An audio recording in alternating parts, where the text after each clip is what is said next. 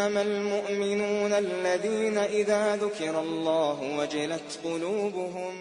Assalomu alaykum va rahmatulloh. Ukosha TV tomonidan tarjima qilinib taqdim etilayotgan tajvid darslarimizning 11-siga xush kelibsiz.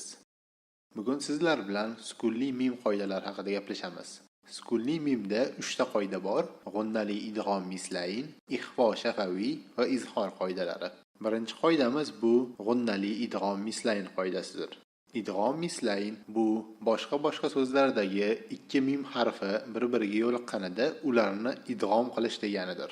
Ya'ni ikkita yonma-yon kelgan mim harflarini bir-biriga qo'shib o'qiymiz va ularga g'unna ham qo'shamiz. Demak, birinchi misolimizga e'tibor qaratamiz. Bu oyat mana bunday o'qiladi. Lakum min. Demak, bu oyatni labni yopib, idg'om qilinayotgan mimni ikki harakatgacha cho'zib va g'unna qo'shib o'qidik. Ikkinchi qoidamiz bu ixfo shafaviydir.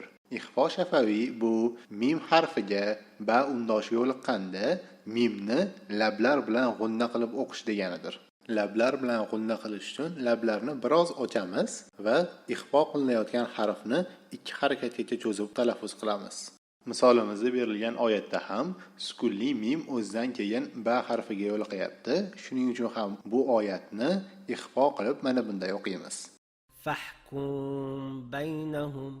Demak, talaffuzimizda biroz yengilroq g'unna ham bo'ldi va lablarimiz ba harfini g'unnadan keyin aytishga tayyor turdi. Sukunli mimdagi oxirgi qoidamiz bu izhordir. Izhor mimga mim va ba undoshlaridan boshqa undoshlar yo'liqqanda mimni aniq bildirib o'qish deganidir. Misol uchun mana bu oyatimizni bunday talaffuz qilamiz. Am lahum.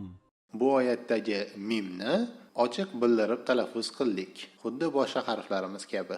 Sukunli mim haqida gaplashmoqchi bo'lganlarimiz shulardan iborat edi. E'tiboringiz uchun rahmat. Ukosha TV bilan qoling.